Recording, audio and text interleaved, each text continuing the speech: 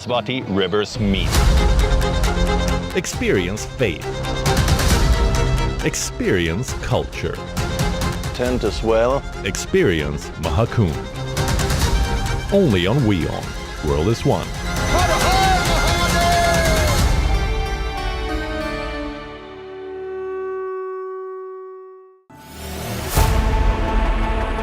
Know more, understand better, think ahead.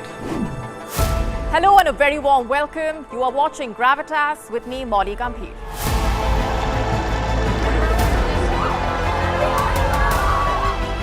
Get the facts, not the bombast. On the 26th of March, dynamic pricing, Baloch separatists, Gravitas cuts out the clutter. Gravitas keeps calm when others scream. Gravitas brings news to life.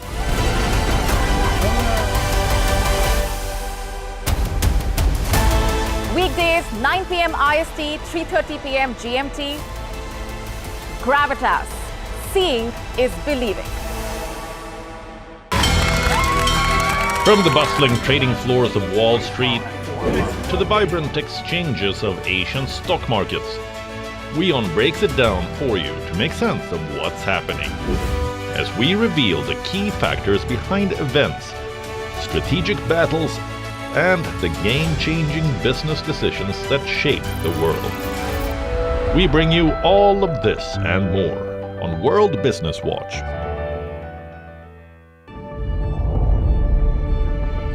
The Earth is sending distress signals. Wildfires, droughts, and melting glaciers. Can we reverse the damage? Explore the harrowing effects of climate change. It's a wake-up call. Global emergency. Climate Tracker on WION World is One. To bring the benefits of the Subhash Chandra Show to your educational institution, teachers and students, send an invitation to Juhi Jha at juhi@such.org.in.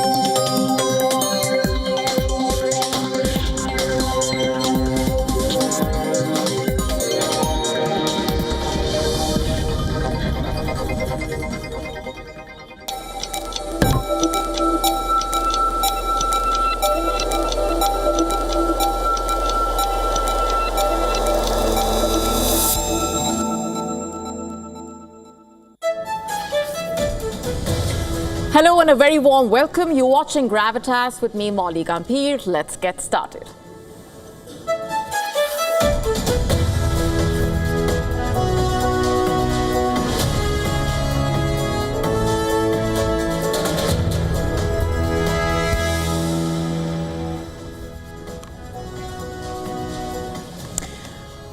On Gravitas tonight, our top story comes from India's Tirupati. India's temple town of Tirupati witnessed 6 people being crushed to death. What happened was extremely unfortunate and has triggered a series of serious questions. What led to the chaos? What really happened? Who started the stampede? On Gravitas tonight, we unravel the many layers and get you the bigger picture. Also on the show for you tonight, we tell you all about the reactions to Trumperica following the statements regarding Trump's US expansion plans. Things are getting pretty serious and heated up. We get you a special report on the fast-growing wildfires in South California with the latest from on the ground. We also tell you all about the quest for an anti-aging vaccine. You do not want to miss this. All this and more coming up.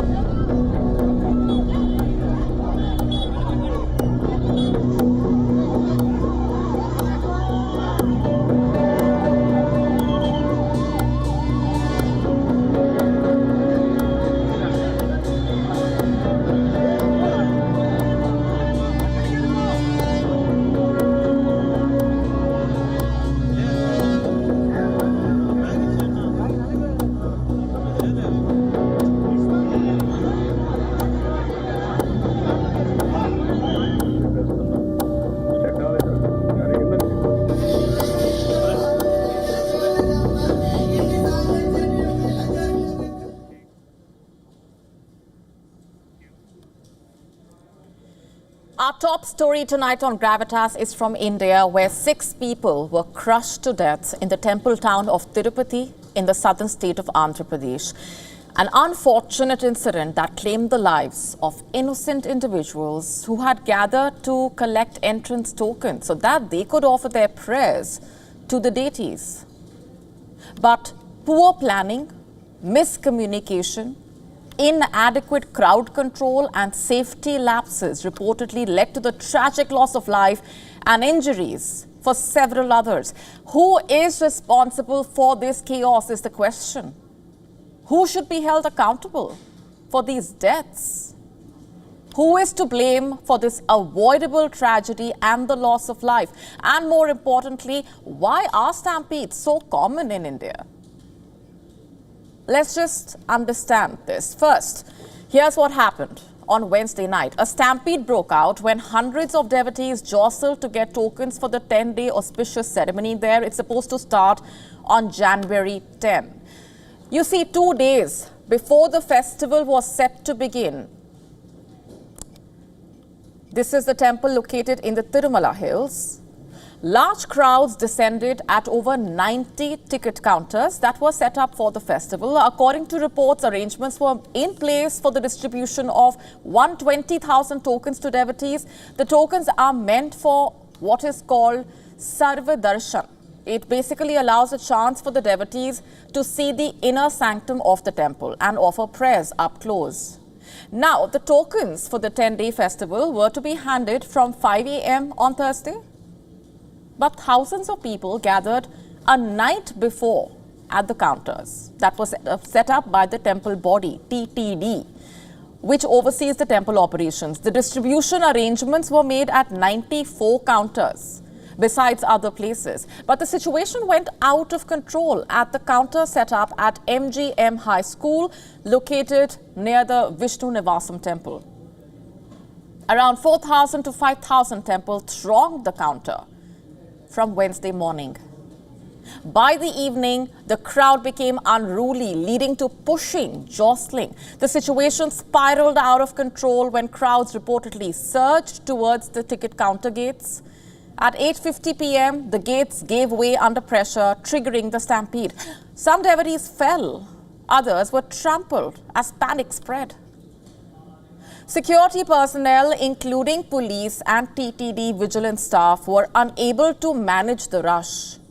Local residents and police provided immediate assistance, performing CPR on the injured. But videos reportedly showed untrained personnel also attempting CPR. According to B.R. Naidu, the chairman of TTD, when a gate was opened to assist a woman feeling unwell, the crowd surged forward all at once, leading to chaos. It would reportedly take the authorities 15 minutes to evacuate the crowd. Today, the Andhra Pradesh government announced a compensation of rupees 25 lakh for the families of those who lost their lives in the stampede. 2 cases have been filed by the police, and the FIRs filed one of the 2 FIRs filed appears to lay the blame on the crowd. But the tragedy itself marks an unprecedented incident in the history of the TTD. But there is no denying the lack of management that led to the unfortunate incident. Preliminary investigations have revealed that there were no barricades at the ticket counters. The incident exposing major safety lapses reportedly in crowd management by the local police as well as the TTD officials. According to Indian media reports, officials were already alerted about the growing crowd. They were advised against allowing large congregations at the token centers to prevent untoward incidents. Evidently, the concerns were ignored. There are also reports indicating lack of coordination between the officials and the police. But who should be blamed? TTD and the state government are facing criticism for the alleged mismanagement in ticket distribution. But the temple body chairman, who has termed the incident as unfortunate, has expressed anger over administrative lapses, stating that the mishap occurred due to the premature opening of the gates by one DSP. Meanwhile, Andhra Pradesh Chief Minister N. Chandrababu Naidu, after meeting the injured victims, expressed dissatisfaction with the officials' handling of the arrangements. He also stressed on the need for stricter measures to avoid a recurrence. He vowed accountability for those responsible for the lapses. But this is not the first time.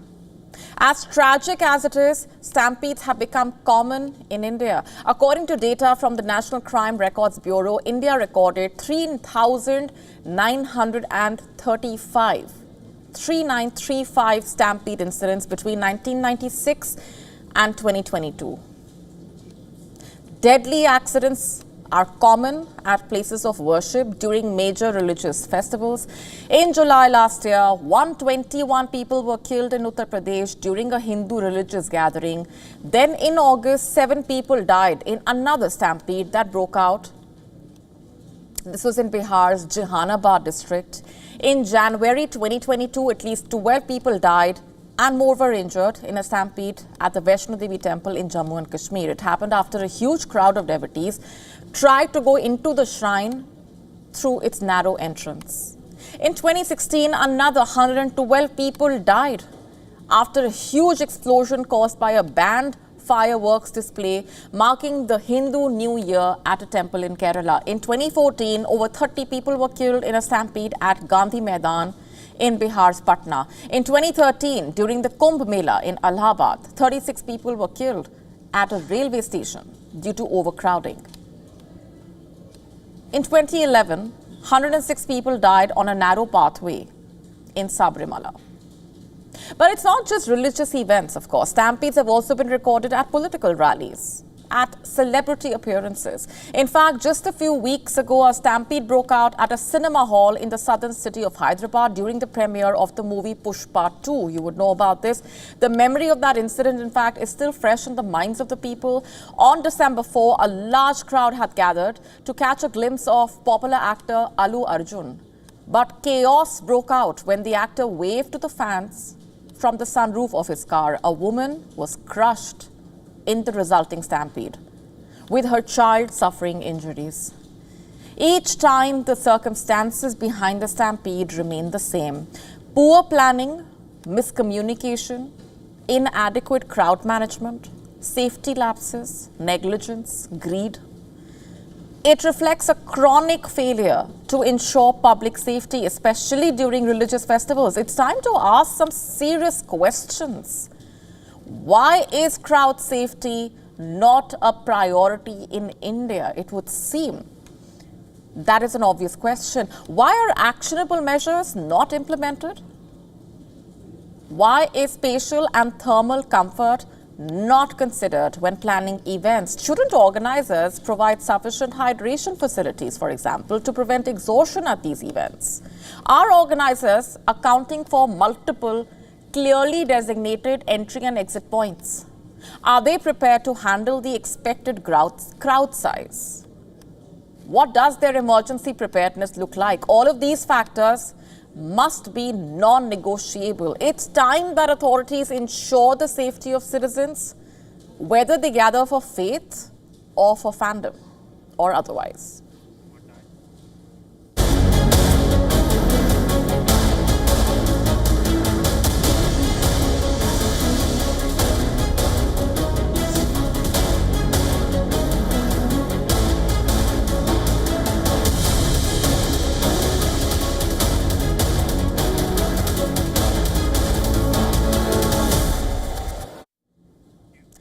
Shifting focus now to West Asia, where an alleged biblical map of the Kingdom of Israel shared by official Israel Arabic account on X early this week has sparked off a major diplomatic storm. The post was published on Monday.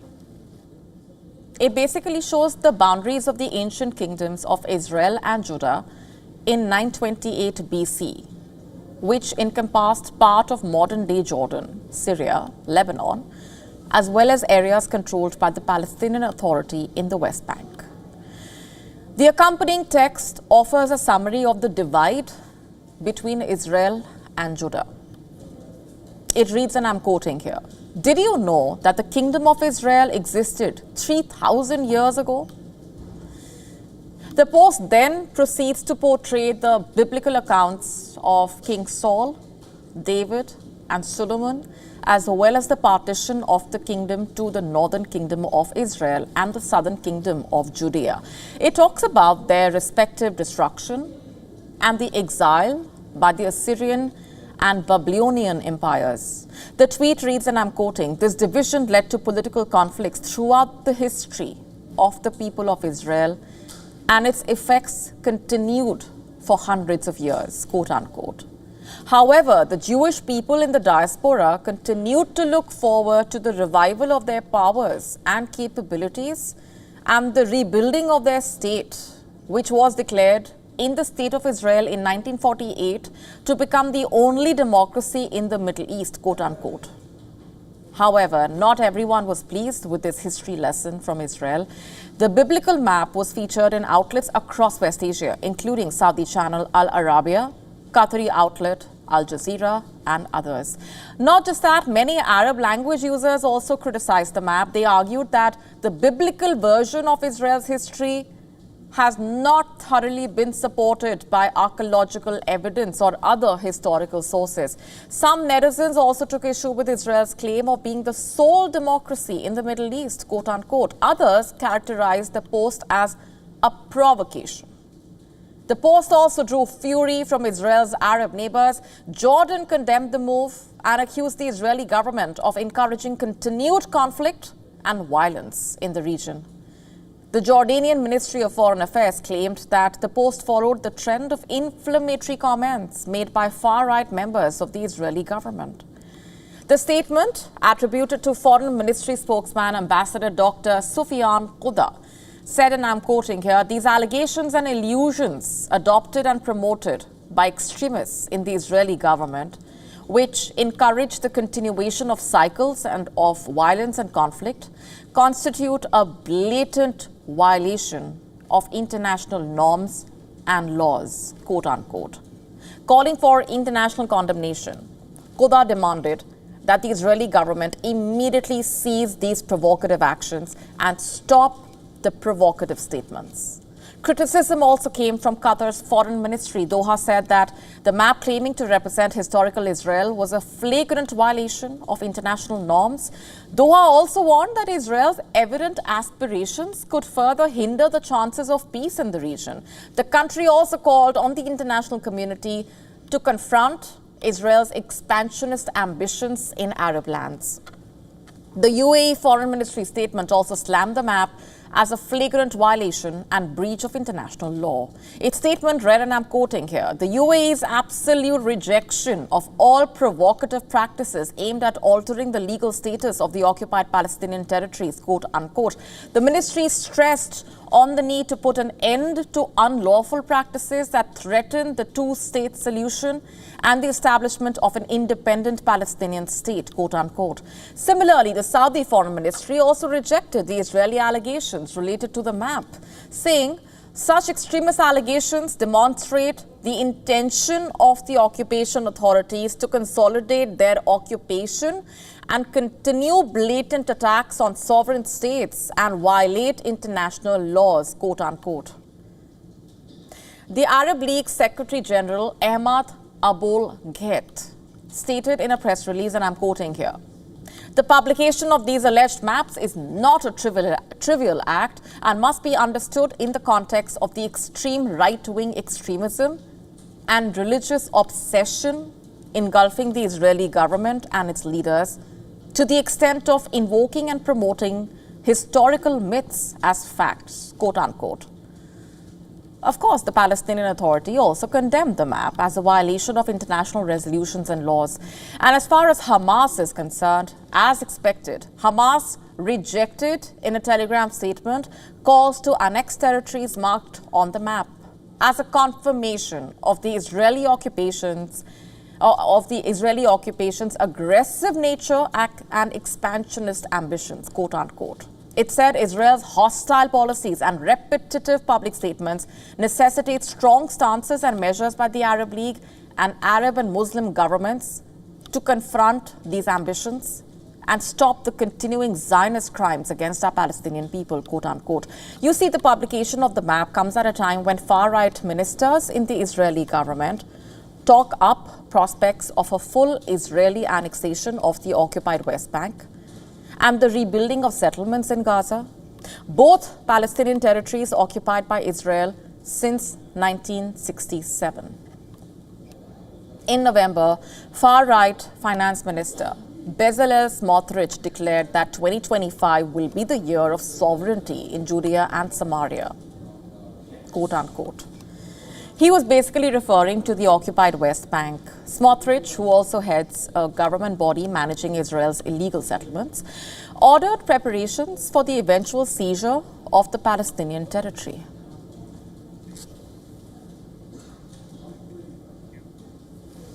And we're moving on for now. A report put out by Pakistan's Center for Research and Security Studies cites 2024 as the deadliest year for Pakistan's security forces in a decade in terms of personnel killed in insurgent and sectarian violence.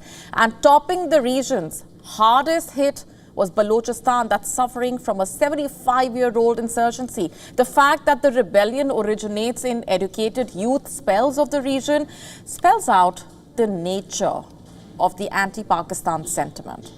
Here's more in this report.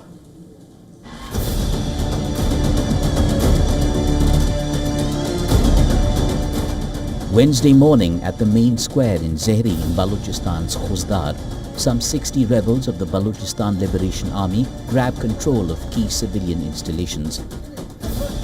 They loot a bank, vandalize a paramilitary station and set up 3 posts. This one was the latest in a near-continuous lineup of insurgent violence in Pakistan's Balochistan province that has exploded in the last year. Pakistan's civil and military security forces suffered 685 fatalities and 404 terror attacks in the last year alone. This figure is the highest since 2014. Compared to last year, these figures mark an over 66% surge in deaths due to violence and 49% more incidents. Khyber Pakhtunkhwa and Balochistan accounted for 94% of all fatalities and 89% of all incidents in the country. In Balochistan, the insurgency and anger against Islamabad goes back all of 75 years, virtually since Pakistan was born. It has been fueled by systematic looting of resources, lack of opportunity in development, and even state-sponsored kidnapping and murder. Elections, when held, have been marred by controversy. Down the decades, a rising trust deficit has led to educated youth resorting to active rebellion. Some names stand out. Shari Baloch, a physics MPhil graduate from the Karachi University, became an icon for Baloch youth. She turned into a suicide bomber and carried out the Chinese Confucius Institute bombing in Karachi in 2022. Mahal Baloch was an LLB student from Turbat. She turned suicide bomber who struck at the FC camp in Balochistan's Bela in 2024. Or Aftab Baloch Chatak, a postgraduate from Islamabad's Quaid-e-Azam University. He was selected as chairman of the Baloch Students' Council demanding rights before he picked up arms with the BLA. He was killed during an attack on a military post in 2021. There are several others on this list, educated youth who turned militant for the Baloch cause. Pakistan itself shuns responsibility and finds it convenient to blame India. The Baloch insurgency has been just one of Pakistan's troubles. Another, the Tehreek-e-Taliban Pakistan, continues to strike at Pakistan hard too, and at regular intervals. The TTP that Pakistan alleges gets support from the Taliban across the border in Afghanistan has become the bone of tensions with its other neighbour. The question that arises is, how long can Pakistan continue to blame its neighbours for its mess within? Bureau Report, WION World is One.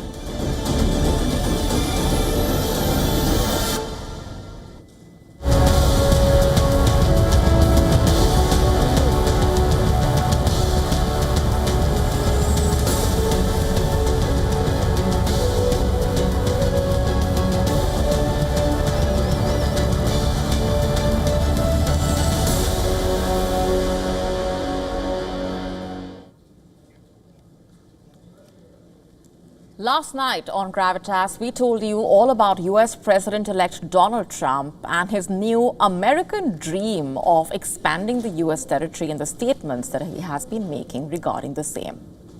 How exactly does he plan to go about doing that? He's talked about making Canada the 51st state of the US, including Panama Canal and Greenland as part of America, and renaming the Gulf of Mexico as Gulf of America.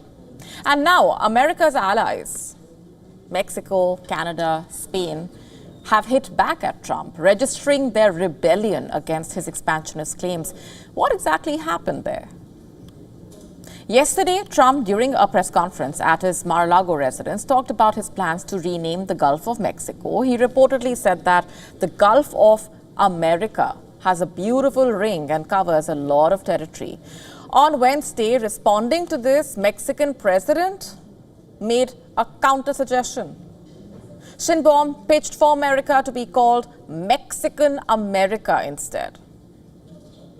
In fact, she pointed to a 17th century world map where North America has been portrayed as America Mexicana. The United Nations recognizes the name Gulf of Mexico. But next, why don't we call it Mexican America? It sounds nice, doesn't it? The constitution of Apatzinghan called it Mexican America since 1607. So let's call it Mexican America. It sounds nice, doesn't it? Gulf of Mexico since 1607, and it is also internationally recognized. She added that the Gulf of Mexico was the name officially recognized by the United Nations, adding to the statements former Culture Minister Jose Alfonso Soros del Real said that the name Gulf of Mexico has been internationally recognized and used as a maritime navigational reference, going back hundreds of years. She also posed a clarification to Trump's remarks on Mexico being run by drug cartels, as she reportedly said that in Mexico the people rule, adding that the security problem is being addressed by her government.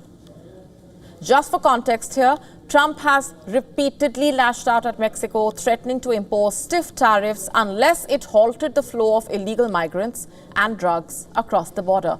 However, it's not just the Mexican leader to have clapped back at Trump's statements. A senior Canadian official, Ontario Premier Doug Ford, also reacted to Trump's proposal of making Canada the 51st state of the United States, with a counter-proposal of purchasing 2 American states of Alaska and Minnesota. Speaking to the press, he mentioned that Trump's plans were not even realistic to begin with. You see, Trump first mentioned about the possibility of taking over Canada with Justin Trudeau before he announced his resignation early this week. In a social media post, Trump also shared a map showing Canada as part of the United States and used "Oh Canada" as the caption. And then on Tuesday, Trump went a step further and threatened to use economic force to absorb Canada into the United States, if need be. Something that has not gone down well with the Canadian officials, who no longer viewed this as a mere joke, provoking remarks from Justin Trudeau himself. Remember, this also comes on the heels of Trump threatening to impose a steep tariff of 25% on Canadian imports. So the concern is as real as it gets. On Wednesday, Prime Minister Pedro Sanchez attacked billionaire Elon Musk for interfering in European politics. Sanchez has accused Musk of leading an international reactionary movement and undermining democracy. Listen in. La internacional ultraderechista que The international far right that we have been opposing in Spain for years, led in this case by the richest man on the planet, openly attacks our institutions, incites hatred, and openly supports the heirs of Nazism in Germany in the next elections to be held in the most important country in the European economy. You see, in recent weeks, Musk has provoked fury across Europe by launching a string of attacks on leaders, including German Chancellor Olaf Scholz and the UK Prime Minister Keir Starmer.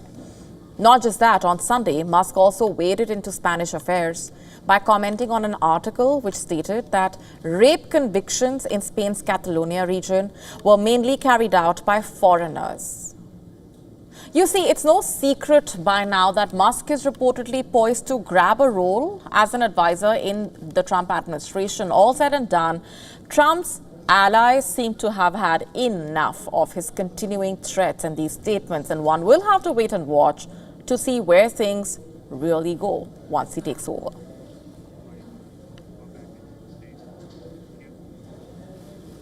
And staying on with the United States, at least 5 people have been killed in the fast-growing wildfires in South California. Thousands of firefighting personnel have been deployed to combat the blazes. Here's the latest.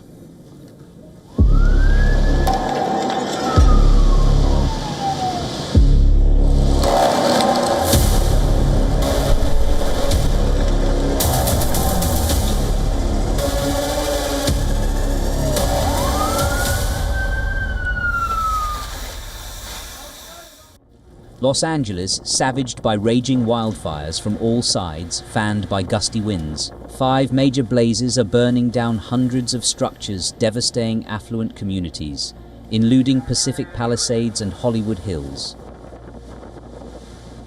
Satellite images captured from space showed the destruction caused by the multiple fires raging around Los Angeles as thousands fled.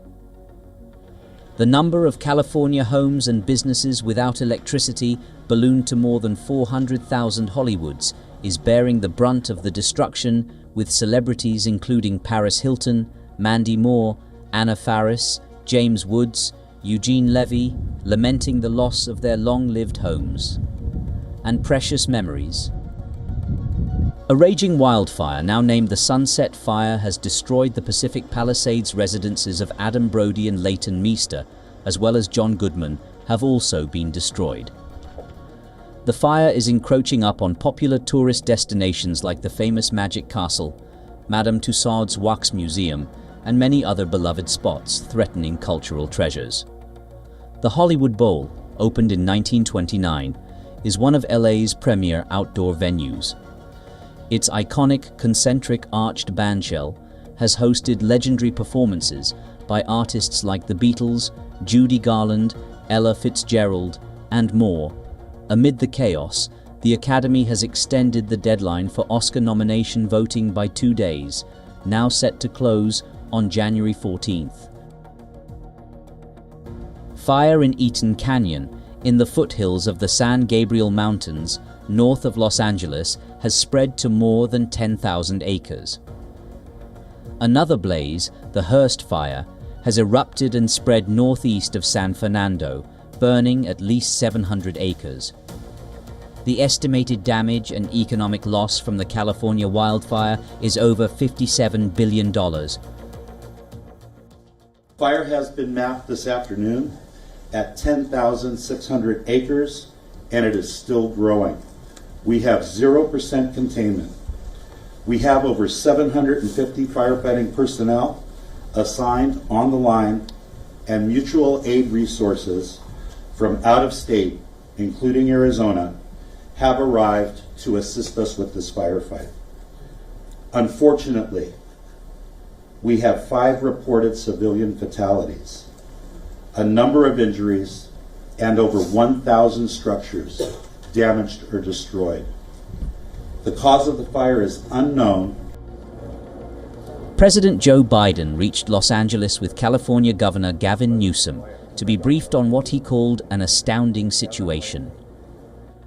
Biden has cancelled his planned visit to Italy, his final overseas trip as president. The US president said his administration is doing anything and everything to contain these fires. President-elect Donald Trump attacked Newsom, blaming him for the ongoing wildfires. In a post on his Truth Social account, Trump accused Newsom of failing to manage the situation, alleging the governor prioritized protecting worthless fish over the lives and homes of Californians. For the smelt, and for the sake of the smelt. They have no water. They had no water in the fire hydrants today in Los Angeles. It was a terrible thing. And we're going to get that done. It's going to finally be done. I got it done from the federal side, and he didn't want to sign it, but it's not going to happen again like that. California's wildfire season typically begins in June or July and runs through October, but January wildfires are not unprecedented. According to CAL FIRE, there was one in 2022 and 10 in 2021.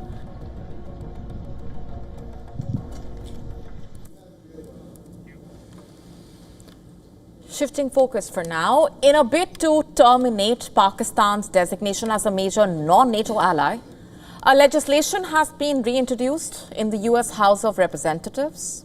Republican Congressman Andy Biggs has yet again introduced the bill that seeks to ensure Pakistan's military action against the Haqqani network, designated as a terrorist organization by the United States.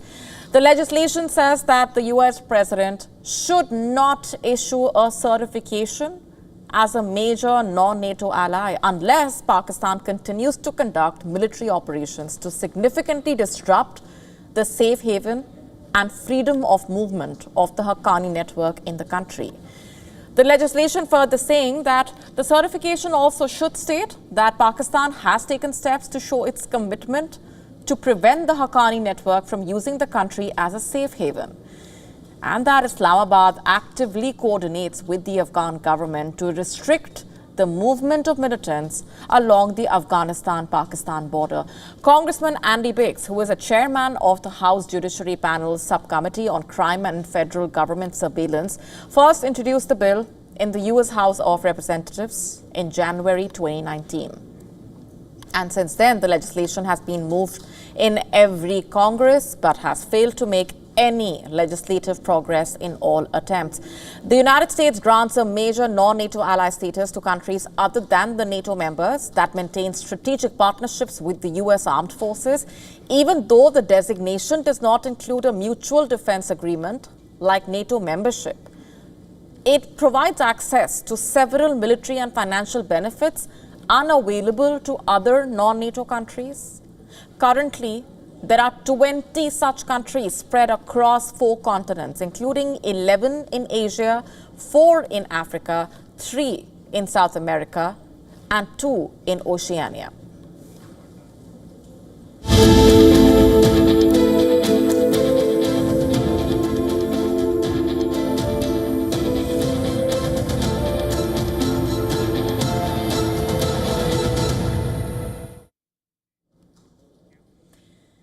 Elon Musk and George Soros share a rather strained connection. Days back, when US President Joe Biden decided to award American investor and billionaire philanthropist Soros with the Presidential Medal of Freedom, the highest civilian honor in the US, reportedly, the Tesla CEO was quick to slam him as Musk joined the wave of online trolling directed at Soros. And this time, he's back, accusing Soros of harboring hatred for Israel. How exactly did that unfold? Taking to the platform X, Musk shared a news report where basically Israeli ambassador to the United Nations, Gilad Erdan, had hit out at Soros for funding NGOs allegedly linked to the Hamas group to the extent of $15 million. Musk wrote, and I'm quoting here, George Soros' hatred of humanity includes Israel, quote unquote. This, by the way, is only the latest in a series of attacks Musk has directed at Soros over time. On January 4, Joe Biden announced the recipients of the Presidential Medal of Freedom, where he named 19 individuals whose contributions span politics, philanthropy, sports, and the arts.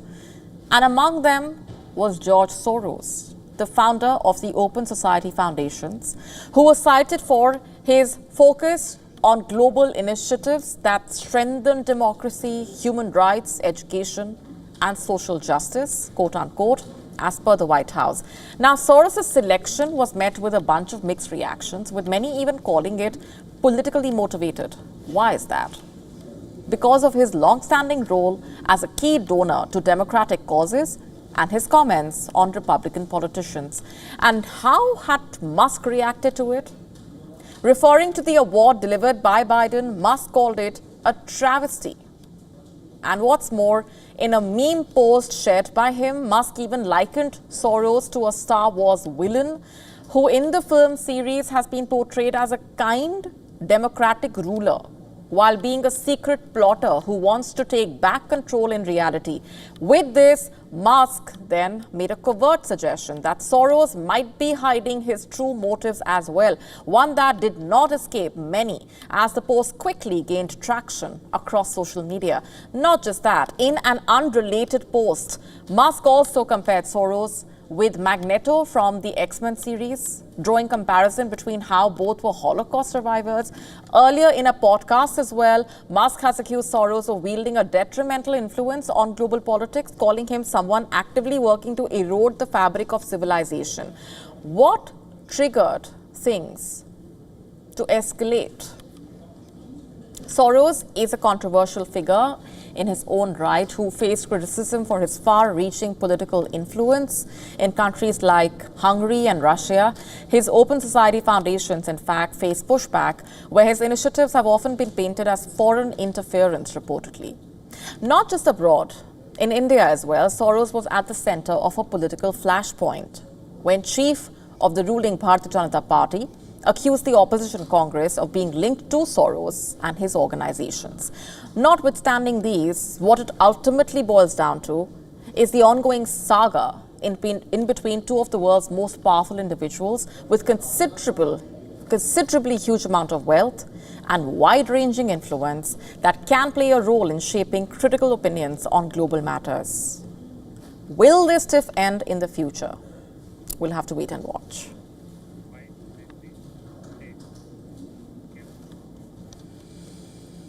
Gunmen attempted to storm the presidential complex in Chad's capital, sparking a battle. 18 gunmen, 1 security personnel died in the fighting.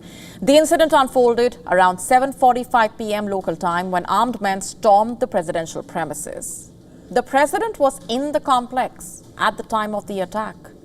And hours before the shootout, Chinese Foreign Minister Wang Yi met with the president and other senior officials. Security forces responded swiftly, overpowering the attackers. According to government spokesperson and foreign minister, the situation is now completely under control. In a separate video released later, the minister said the destabilization attempt was put down. The attack follows a contentious general election held less than 2 weeks ago, while the government described the polls as a milestone towards civilian rule. Opposition groups alleged widespread fraud and voter suppression. Chad is a landlocked country in northern Africa. It borders Cameroon, Nigeria, Niger. It is under military rule and frequently faces attacks from militant group Boko Haram in the Lake Chad region.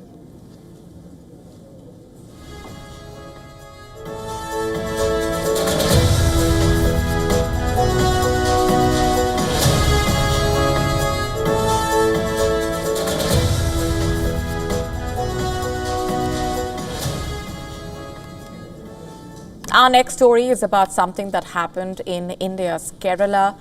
You have probably come across the video we're about to talk about. Before we go any further, let's just warn you here. The video, the footage, the story is disturbing, so viewer discretion is advised. This is what we are talking about. This video has gone viral now, by the way. It shows an elephant lifting a man and swinging him in the air. What you see right there is scary indeed.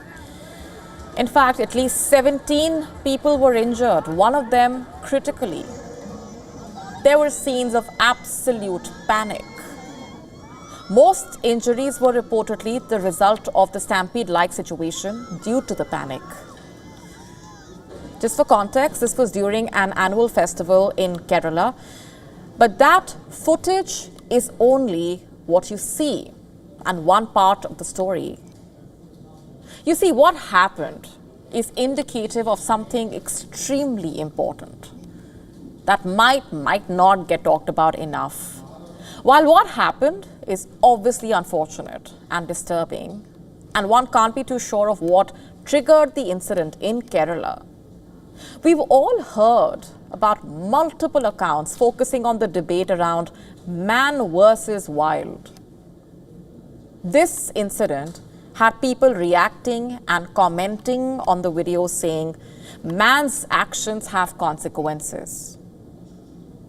Again, we don't know what happened and what led to this incident really, but what we are saying is that this heart-wrenching incident, this piece of footage, is a strong reminder about something we've all grown up listening to. Animals are not mute spectators. They are living beings. They also have feelings, just like us. Again, let's be clear, we don't know if those around that animal at that point should have done more or less, done something, not done something. As of now, there aren't clear answers, not enough details. But the larger point being, if in any way an animal around you is not getting the help or the care that they deserve, the onus lies on us humans to set that right.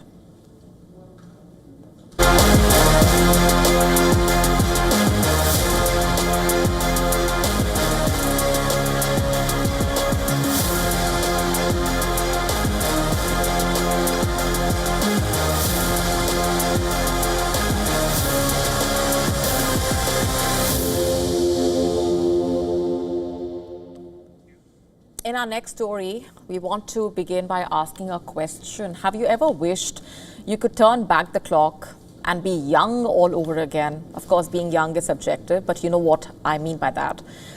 Scientists are working on something that might help. Recently, researchers have revealed some promising findings in the quest for an anti-aging vaccine. Let me just say that again, anti-aging vaccine. They believe we could potentially reverse some effects of aging and keep our brains healthy. Experts are still debating if it's possible to use our immune system to fight brain aging. Now, a team from the Weizmann Institute in Israel appears optimistic. They say that an anti-aging vaccine is closer than ever. How would that work? Just to understand how an anti-aging vaccine might work, let's just understand the science behind aging. You see, as we grow older, our immune system can become less efficient. That leads to inflammation, to the presence of something called zombie cells in our bodies. They don't die off as they should as we age. So researchers are exploring ways to increase certain immune cells that help support brain function. They plan to find how to create an anti-aging vaccine that targets the brain specifically. They concluded that they are excited to envision an immune targeting approach that could reduce the threat from our internal enemies. Internal enemies that cause our decline with aging. The researchers at the institute said, and I'm quoting here, "We believe that we are closer than ever to making these possibilities a reality," quote unquote. In simple terms, there is hope that with the right treatments, we might just hold off some of the effects of aging. Scientists are excited, in fact, about finding ways to improve our immune system as we age, which can help us fight off illnesses. They believe they are getting closer to turning these ideas into real treatments. And that's significant. But they also suggest some effective strategies for supporting our immune system and brain health. And to do that, they basically suggest simple lifestyle changes, like taking care of our blood vessels, eating right, exercising, boosting our immune system, and getting good sleep. They suggest that healthy lifestyle choices, caloric restrictions, exercise, slow down the aging process and go a long way by improving blood flow to the brain. Until we have a vaccine that can actually slow down aging, these are some simple yet effective tips that can help. And one key piece of advice from researchers is to prioritize quality sleep. Research indicates that sleep plays a vital role in clearing waste from our brains, which of course is essential for maintaining brain health. And as we age, sleep disruptions can become more common, negatively impacting this important process individually. These tips might seem basic, but together they could really help combat aging. So make an effort to get good sleep. It's free, quick, and proven to help keep you feeling youthful. Investors are increasingly concerned that China risks sliding into an economic malaise that could last decades. Our next report telling you how to decode the alarm raised by markets over the deflationary spiral in China. Take a look. Investors in China's $11 trillion bond market are more negative than they have ever been about the world's second largest economy. Some are even betting on a deflationary cycle similar to the one that Japan experienced in the 1990s. Despite China's government announcing several economic stimulus measures, yields on Chinese benchmark sovereign bonds have fallen to record lows. The recent plunge has dragged Chinese yields far below levels reached during the 2008 global financial crisis and the COVID-19 pandemic. This underscores growing concern that policymakers will fail to stop China from sliding into an economic malaise that could last decades. In other words, the Japanification of China, with lost decades being the economic risk. It would have far-reaching consequences if the bond market were correct. The other big risk China faces is its property crisis. Bloomberg Intelligence predicts that home sales by the nation's property developers could decline further in 2025. According to experts at JP Morgan Chase, the largest source of defaults in Asia would be Chinese property developers. The majority of real estate players facing their first bond repayment after a prior debt restructuring are Chinese developers. They are estimated to account for almost two-thirds of the defaults. Goldman Sachs also predicts that the majority of trouble will come from Chinese property sector. S&P Ratings sees the default rate in the Asia-Pacific region ticking up this year by 1.5% on the back of China's recent economic slowdown. Zerlina Zeng, head of East Asia Corporate Research at CreditSight, said, "The property downturn is far from over. We see increased asset revaluation and liquidity risk among Hong Kong property credits." Beijing will increase subsidies for consumer goods and raise financing for improvements to industrial equipment. This is part of a campaign to support domestic consumption.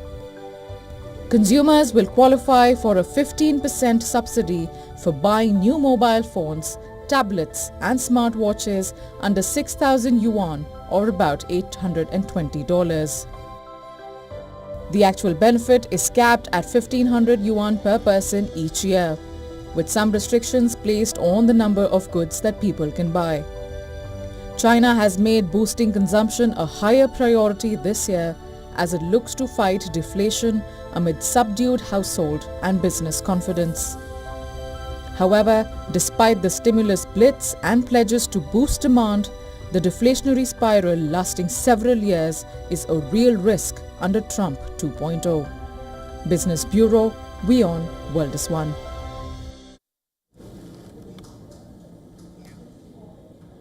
The circus came to the Vatican to delight Pope Francis during his weekly general audience. 60 members of the troupe from different African nations performed in the Vatican's Paul VI Hall in front of the pontiff. Take a look.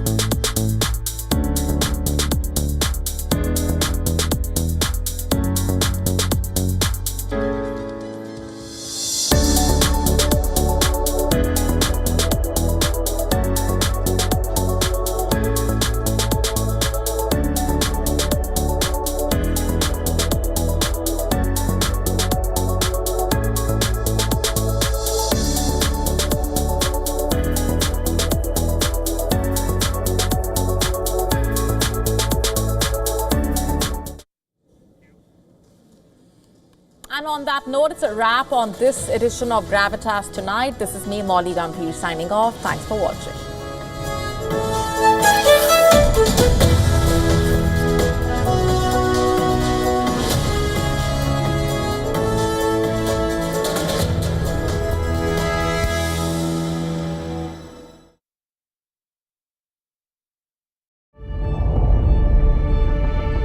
The Earth is sending distress signals. Wildfires, droughts, and melting glaciers. Can we reverse the damage? Explore the harrowing effects of climate change. It's a wake-up call. Global emergency. Climate Tracker on WION World is One.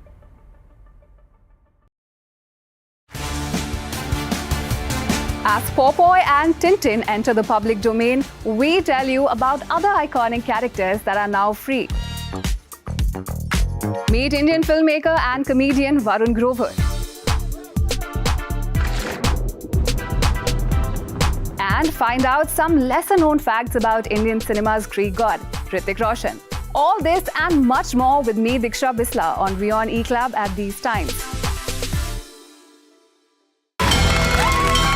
From the bustling trading floors of Wall Street to the vibrant exchanges of Asian stock markets, WION breaks it down for you to make sense of what's happening. As we reveal the key factors behind events, strategic battles, and the game-changing business decisions that shape the world. We bring you all of this and more on World Business Watch.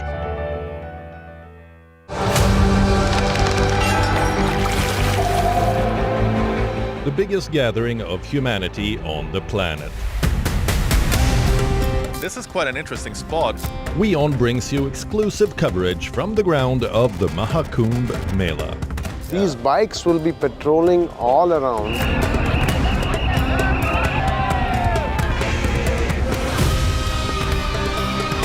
From security to infrastructure, from tent city to Sangam, we've got you covered.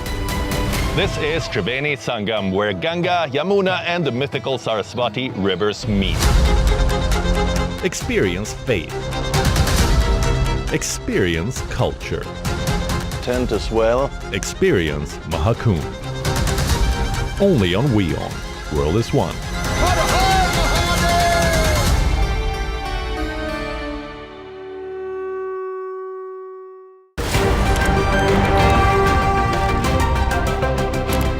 Ready to dive into your daily dose of news?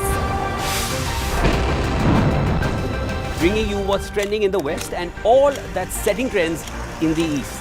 And all of this served up with a side of insightful banter. We don't just bring you the latest stories. We bring you your talking points for the day. And while you do that, from the busy streets of New York, I will provide you with deeper insights on the developments through the course of the day in the US. And I will be here at the WION headquarters, getting you all the action from the universe of sport. All that you need to know about your favorite teams and players, right here. The show that keeps you ahead of the global curve. A conversation you'd want to be a part of. A place where news becomes an engaging exchange. We bring you stories that impact your present. This is World DNA. Join the conversation.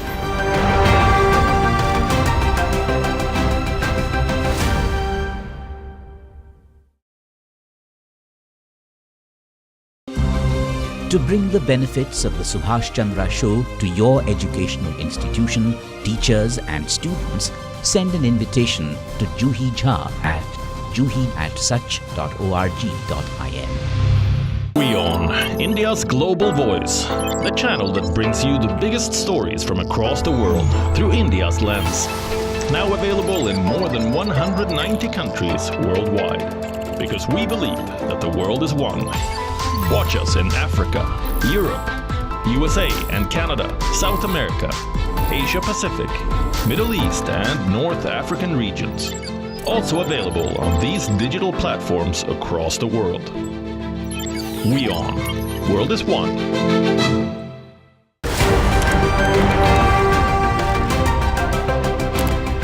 Ready to dive into your daily dose of news? Bringing you what's trending in the West and all that's setting trends in the East. And all of this served up with a side of insightful banter. We don't just bring you the latest stories. We bring you your talking points for the day.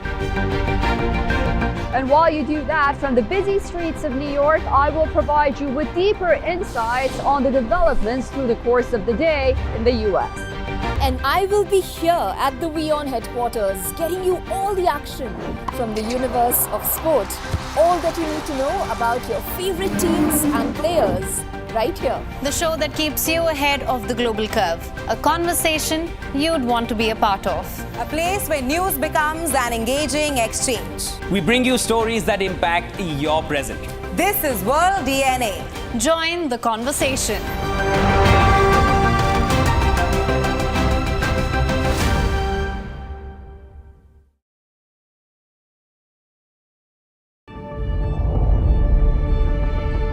The Earth is sending distress signals. Wildfires, droughts, and melting glaciers. Can we reverse the damage? Explore the harrowing effects of climate change. It's a wake-up call. Global emergency. Climate Tracker on WION World is One.